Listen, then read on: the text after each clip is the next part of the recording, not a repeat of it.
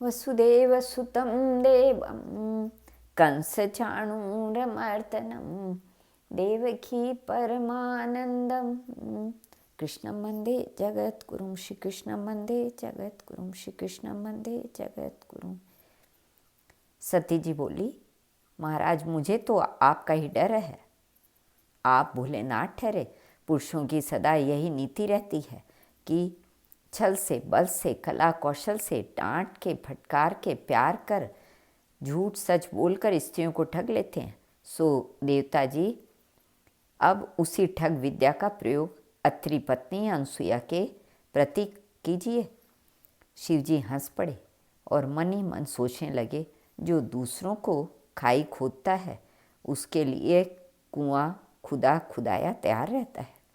प्रगट में बोले, देवी मैं अभी जाता हूँ, तुम मेरे पैरों को तो छोड़ो तो सही।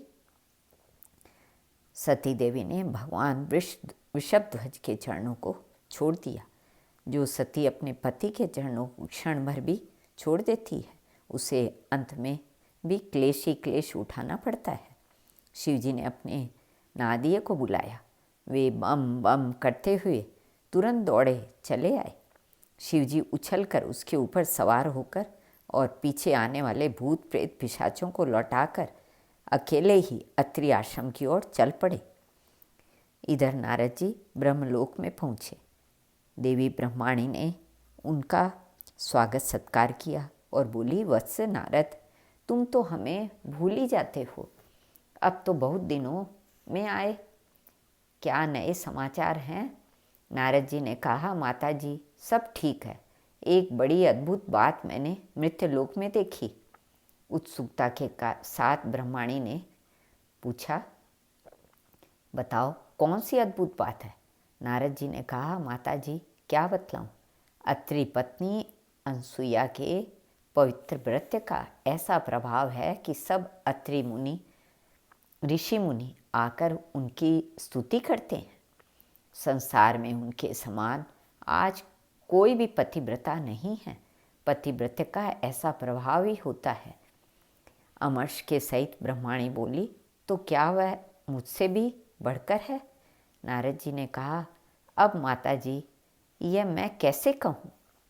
आपकी माँ तो माँ ही है, अपनी माँ तो माँ ही है, सर्वश्रेष्ठ है ही, किंतु सभी ऋषि मुनि यही बात कह रहे हैं। आज अनसुया से बढ़कर कोई भी पतिव्रता नहीं। अब तो ब्रह्माणी को बड़ी चिंता हुई। उन्होंने कहा, जाओ शीघ्रता से अपने पिता को बुला लाओ। माता जी की आज्ञा पाकर नारद जी पितामह की सभा में पहुँचे। उस समय देवताओं और असुरों में जो बहुत दिन से भाव चल रहा था, उसी के संबंध में कश्यप जी से बातें कर रहे थे। नारद जी ने ब्रह्माणी जी का संदेश कह सुनाया। ब्रह्मा जी ने समझा कोई आवश्यक कार्य होगा, इसलिए उठकर भीतर आए। आते ही ब्रह्माणी ने पूछा, भगवान आजकल संसार में सर्वश्रेष्ठ पतिव्रता कौन है?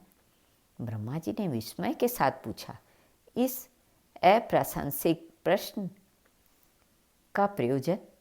हट के स्वर में ब्रह्माणी ने कहा, प्रयोजन कुछ नहीं, आप मुझे पहले इसका उत्तर दीजिए।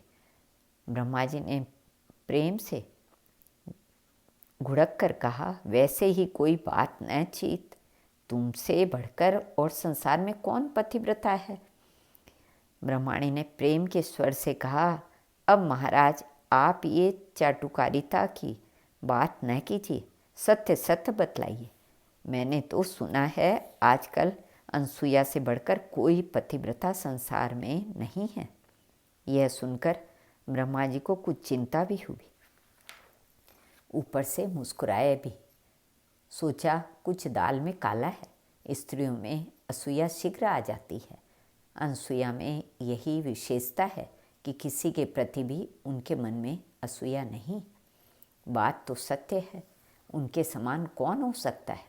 बात को टालने की दृष्टि से ब्रह्मा जी बोले, तुमसे ये बात किसने कही? ब्रह्माणी जी इधर उधर देखने लगी। नारद जी का पता ही नहीं। माता पिता के एकांतिक रहस्य की बातें बातों के समय सयाने पुत्र को वहाँ नहीं रहना चाहिए। इसलिए नारद जी न जाने कब के अंतर ध्यान हो गए थे। तब नारद जी को न देखा तो ब्रह्माणी जी ने कहा, मुझसे काले चोर ने कहा, आप यह बतलाइए बात सत्य है या नहीं। ब्रह्मा जी ने मुख पर हाथ फेरते हुए कहा, मान लो सत्य ही है, तो इसमें तुम्हें चिंता करने की कौन सी बात है? वह तो तुम्हारी पुत्र वधू ही ठहरी। ब्रह्माणी जी रोष के स्वर में कहा, मानसिक पुत्रों से क्या संबंध? वे तो आपके पृथक पृथक अंगों से प्रकट होने से परस्पर में भिन्न ही हैं। देखिए, आप जैसे भी हो, अनसुईया को पतिव्रत्य धर्म से च्युत करें। उसी समय सर्वज्ञ भगवान ब्रह्मा जी ने ध्यान लगाया। सब बात में समाधि में ही समझ गए। भगवान कुछ कौतुक करना चाहते हैं। वे शीघ्रता से मुकुट संभालते हुए बोले, अच्छी बात है, मैं जाता हूँ। यह कहकर वे हंस पर चढ़कर अकेले ही चल दिए। भगवती मंदाकिनी के तट पर तीनों देव महामुनि अत्रि के आश्रम में पहुँचे। परस्पर में एक दूसरे से प्रणाम नमस्कार हुआ। सभी ने अपने अपने आने का कारण बताया। भगवान तो सब समझते ही थे, अतः बोले, हम तीनों वेश बदलकर भगवती अनसुईया के पतिव्रत्य की परीक्षा करने चले।